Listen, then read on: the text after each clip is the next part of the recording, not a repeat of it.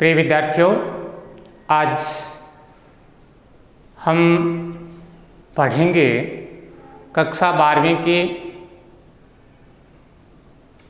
अनिवार्य हिंदी की मुख्य पुस्तक आरव भाग 2 की पहली कविता।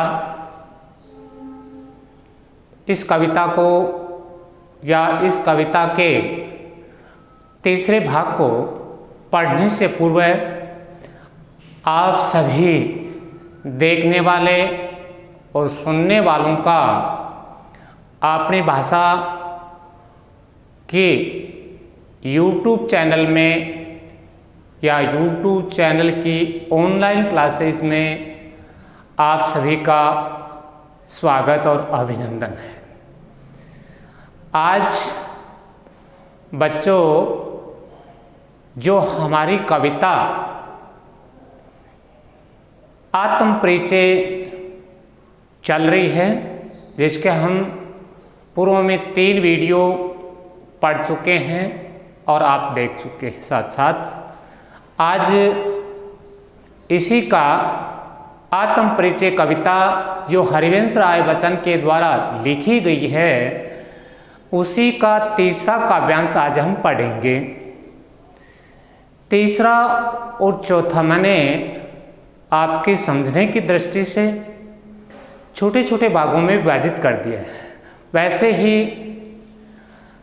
वैसे भी इन दोनों काव्यांश को यदि हम एक साथ लिखेंगे तो थोड़ा सा अच्छा नहीं लगेगा, क्योंकि दोनों के अर्थ में थोड़ा अंतर है। और इसी दृष्टि को ध्यान में रखते हुए मैंने दोनों को अलग अलग लिखा है। हालांकि बहुत छोटे छोटे हैं, लेकिन छोटी छोटी चीज़ें हैं वो ही बहुत बड़ी होती हैं। हमें जीवन में कभी भी ऐसा नहीं सोचना चाहिए कि ये चीज़ छोटी है। अगर ऐसी नज़र या दृष्टि हमारी बन गई तो हमारे जीवन के लिए ये कष्टप्रद भी हो सकती है। इसलिए हर चीज़, हर वस्तु, हर काव्यांश, हर पढ़ने वाली चीज़ें को एक जैसा महत्व, छोटी हो चाहे बड़ी, हमारी दृष्टि समदृष्टि होनी चाहिए। तो अब आज हम इस आत्म परिचय कविता का अगला पद्यांश शुरू करते हैं और करते हैं इसकी व्याख्या। तो देखिए, पहले भाग की तरफ जो पहला छोटा सा काव्यांश है, उसकी प्रथम पंक्ति है, मैं यौवन का उन्माद लिए फिरता हूँ, उन्मादों में अवसाद लिए फिरता हूँ, जो मुझको भर हंसा रुलाती भीतर, मैं हाय किसी की याद लिए फिरता हूँ। कवि हरिवंश राय बच्चन ने जो कुछ उनके आत्म मन से, स्वयं के मन ने जो देखा, जो परखा, जो हृदय में उतर गया, जो सीखा, उन्हीं बातों को अपनी वाणी के माध्यम से, छंद के माध्यम से, कविता के रूप में या एक गीत के रूप में लिख दिया। तो क्या करें हैं, मैं यौवन का उन्माद, यौवन कहते हैं युवावस्था, जब जीवन की सबसे अच्छी माने जाने वाली अवस्था होती है, वो होती है युवावस्था। तो उसी में लिखा है कवि ने, कवि क्या कहते हैं, मैं यौवन का उन्माद लिए फिरता हूँ। कवि कहते हैं कि युवा अवस्था में, उन्माद का मतलब था मस्ती, पागलपन। यौवन अवस्था या युवा अवस्था में हमेशा उत्साह भरा रहता है, यानी ऊर्जा से संचित जीवन वो होता है। लिए फिरता हूँ, उन्मादों में अवसाद लिए फिरता हूँ। लेकिन साथ ही कवि ने यहाँ क्या कहा है कि युवावस्था में जो उत्साह है, उस उत्साह की अधिकता के कारण और उन्माद, पागलपन सा क्या बहुत ज़्यादा मस्ती छा जाती है। उन्मादों में अवसाद लिए फिरता हूँ, उन्माद मस्ती या पागलपन, अवसाद निराशा। यहाँ बच्चों विरोधाभास है, एक तरफ तो मस्ती और दूसरी तरफ निराश। तो यहाँ कवि क्या कहने चाहते हैं कि मैं इस संसार को थोड़ी सी इन पंक्तियों के साथ, इनका सौंदर्य बनाने के लिए कवि की जो रचना है उसे हमें अपने शब्दों में भी जोड़ना पड़ेगा बच्चों। तो कवि क्या कहते हैं? कवि कहते हैं कि मैं इस संसार को प्रेम और मस्ती का संदेश देने की निरंतर कोशिश करता हूँ, लेकिन कवि इस प्रयत्न में सफलता न पाने के कारण या सफलता न मिलने के कारण, सफलता कौन सी? लोगों में मस्ती और प्रेम का संदेश देने, उसका प्रत्युत्तर कवि की संतुष्टि नहीं करता। तब वो कहते हैं कि मैं इस संसार के लोगों को हमेशा प्रेम और मस्ती का संदेश देने की कोशिश करता हूँ, लेकिन जब कवि इस प्रयत्न में सफलता नहीं प्राप्त करते हैं तो वो क्या हो जाते हैं? निराश और उदास हो जाते हैं। फिर आगे लिखा है, जो मुझको बाहर हंसा रुलाती भीतर, मैं हाय किसी की याद लिए फिरता हूँ। हाय शब्द आता है एक तरीके से किसी बात के लिए अफसोस करना। इन दोनों पंक्तियों का अर्थ मैं साथ जोड़ूंगा। यहाँ क्या है देखो, किसी यानी कवि के लिए या कवि के मन में किसी ऐसे प्रेमी, किसी ऐसे चाहने वाले की याद है, वो अंदर समाई हुई है। तो अर्थ क्या हुआ? नीचे वाला लाइन से शुरू करेंगे। कवि कहते हैं कि मेरे मन में किसी अज्ञात प्रेमी की याद समाई हुई है। अब अज्ञात प्रेमी को मैं दो दृष्टि से देखता हूँ, या मेरे समझ में ये दो अर्थ दोनों तरीके से मैं आपको बताना चाहूँगा। एक तो होता है लौकिक संसार, एक होता है अलौकिक संस्कार। लौकिक संसार कौन सा होता है? जो हम जीवन में साक्षात रूप से या सामने देख लेते हैं। तो पहला अर्थ तो ये है कि कवि को कोई किसी यानी कोई ऐसा प्रेमी या उसे बहुत चाहने वाला है, उसे याद करके कवि मन ही मन बड़ा खुश होता है। ये लिखा है ना,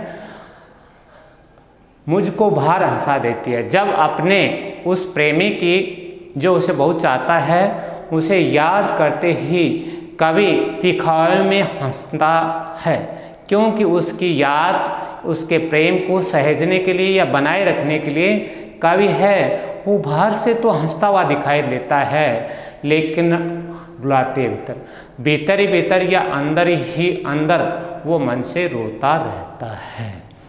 तो ये तो हो गया लौकिक। अलौकिक, यहाँ किसी अज्ञात प्रेमी को ईश्वर से जोड़ा गया है, तो वही अर्थ इसमें भी बैठता है कवि के लिए कि कवि जब ईश्वर को याद करते हैं तो लोगों के सामने वो क्या करते हैं? हंसते हैं, लेकिन उनके दर्शन की तीव्र अभिलाषा के कारण मन के अंदर ही अंदर उनकी आत्मा रोती है कि कभी मुझे साक्षात मेरे प्रेमी अज्ञात प्रेमी ईश्वर के दर्शन हो जाएं। तो ये छोटा सा छंद था जिसकी ये व्याख्या मैंने आप बता दी। अब इसका शिल्प सौंदर्य देखिए। भाषा इन दोनों छंदों में या लगभग सभी काव्यांश है इस कविता के, उसमें आपको ये जो विशेष बिंदु या शिल्प सौंदर्य के बिंदु 4-5 वही मिलेंगे। भाषा तत्सम प्रधान खड़ी बोली है, शैली आत्मकथात्मक है, छंद मुक्त है, रस करुणा रस है इसमें दया का भाव होने के कारण, और उन्मादों में अवसाद, उन्माद कहते हैं मस्ती को और अवसाद कहते हैं निराश। दोनों शब्दों का अर्थ विरोध है, इसलिए ये हो गया इसमें विरोधाभास अलंकार। इसके अलावा किसी की वर्ण की आवृत्ति के कारण ये हो गया बच्चों अनुप्रास अलंकार। तो ये तो था पहला छोटा सा काव्यांश। अब चलते हैं हम दूसरे छोटे से काव्यांश की तरफ। तो इसमें देखिए कवि ने संसार के लिए क्या शिक्षा दी है? कर यतन मिटे सब सत्य किसी ने जाना, नादान वही है हाय जहाँ पर दाना, फिर मूड ने क्या जग जो इस पर भी सीखे, मैं सीख रहा हूँ सीखा ज्ञान बुलाने के लिए। तो देखिए पहली लाइन, कर यतन, यतन का मतलब होता है प्रयत्न, कोशिश, उपाय, युक्ति, बहुत सारे अर्थ होते हैं। मिटे सब, ये पूरा संसार, सत्य किसी ने जाना। आगे प्रश्नवाचक चिन्ह है तो इसमें प्रश्न अलंकार हो गया। तो देखिए क्या कहते हैं कवि हरिवंश राय बच्चन कहते हैं कि इस संसार के सभी लोग हैं वो परम सत्य को जानने में लगे हैं, और इस परम सत्य को जानने के लिए वो क्या करते हैं? नानाविध या विभिन्न प्रकार के प्रयत्न करके वो हार जाते हैं और थक हार कर बैठ जाते हैं। सत्य किसी ने जाना, पर कवि क्या कहते हैं, इसके बावजूद सत्य को जानना कोई आसान काम नहीं है। क्यों? या आप एक ऐसे कविता पढ़ चुके हैं जिसमें युधिष्ठिर ने सत्य को जानने के लिए विदुर का कितना पीछा किया, कितना संघर्ष किया, उसके बावजूद भी वो पूर्ण रूप से संतुष्ट नहीं हुए। तो यहाँ वही बात कही है कि सांसारिक लोग हैं, वो सत्य को जानने की बहुत उपाय करते हैं, लेकिन फिर भी वो उस तक नहीं पहुँच पाते हैं और वो थक हार कर बैठ जाते हैं। लेकिन फिर क्या है, नादान वही है हाय जहाँ पर दाना। लेकिन सांसारिक बातों को जानकर, सांसारिक जीवन को देखकर, और लोग क्या है, वो अपने आप को ज्ञान संपन्न समझने लगते हैं और इसी बात पर नादान हुई। लेकिन वो लोग क्या हैं, अज्ञानी हैं। क्यों हैं अज्ञानी? कवि ने बताया ये वास्तविकता है कि सच्चे ज्ञान के बिना और आपका सत्य का साक्षात्कार नहीं हो सकता। सच्चा ज्ञान होना चाहिए, उसके बाद ही आप सत्य से साक्षात्कार प्राप्त कर सकते हैं। हाय जहाँ पर दाना, हाय इसके बावजूद अफसोस है, इसके बावजूद भी इस दुनिया के जो लोग हैं वो अपने आप को ज्ञानी समझते हैं। और ज्ञानी क्यों समझते हैं? क्योंकि वो संसार की जो क्रियाएं हैं, संसार की जो लौकिक बातें हैं, उनको जानकर और वो अपने आप को ज्ञानी समझ बैठते हैं। लेकिन ये वास्तविकता नहीं है। फिर मूढ़ ने क्या जग जो इस पर भी सीखे। कवि ने इस बात को यहाँ से जोड़ा है कि सच्चे ज्ञान के बिना सत्य का साक्षात्कार नहीं हो सकता। ये जानने के बाद भी और लोग अनजान बने रहते हैं, क्योंकि वो इस संसार में सांसारिक जीवन में ज्ञान खोजने की कोशिश करते हैं। और उसी के लिए कहता है कवि, ऐसे लोगों को मूर्ख नहीं तो और क्या कहा जाए। संसार के ऐसे लोगों को मूर्ख नहीं तो और क्या कहे, जो इस पर भी सीखे, लेकिन इतने पर भी वो इस संसारिक जीवन में, लौकिक जीवन में ज्ञान प्राप्त करने की, सत्य को जानने की कोशिश करते हैं। लेकिन कवि क्या कहता है, मैं सीख रहा हूँ सीखा ज्ञान। कवि कहते हैं कि मैं इतना जानने के बाद मैंने जो कुछ सीखा है उसे भुलाने की चेष्टा कर रहा हूँ, कोशिश कर रहा हूँ। क्योंकि ऊपर जो बात कही है कवि कि सच्चे ज्ञान के बिना सत्य का साक्षात्कार नहीं होगा, इसी बात को जानने के बाद कवि कहते हैं मैंने अब तक जो सीखा है उसे मैं भुलाने की कोशिश कर रहा हूँ। तो बच्चों, ये दूसरा छोटा सा छंद है, जो पहले 1 नंबर भाषा, 2 नंबर शैली, 3 नंबर छंद, 4 नंबर रस, ये 3-4 बिंदु तो यही रहेंगे। इसके भी शिल्प सौंदर्य में जो बदला है वो 2 अलंकार निकले हैं इसमें। एक तो सब सत्य, सवर्ण की आवर्ती कारण ये अनुप्रास अलंकार हो गया, और दूसरा किसी ने जाना। यहाँ आप देखिए पहली पंक्ति में प्रश्नवाचक चिन्ह लगा हुआ है, इसलिए इसमें हो गया प्रश्ना अलंकार। तो आज बच्चों हमने आत्म परिचय जो कविता है इसके अगले यानी 3 नंबर और 4 नंबर छोटे छोटे छंदों को पढ़ा, उनकी व्याख्या की और उनसे निकलने वाले विशेष बिंदु अर्थात शिल्प सौंदर्य के बारे में हमने अच्छी तरीके से जाना।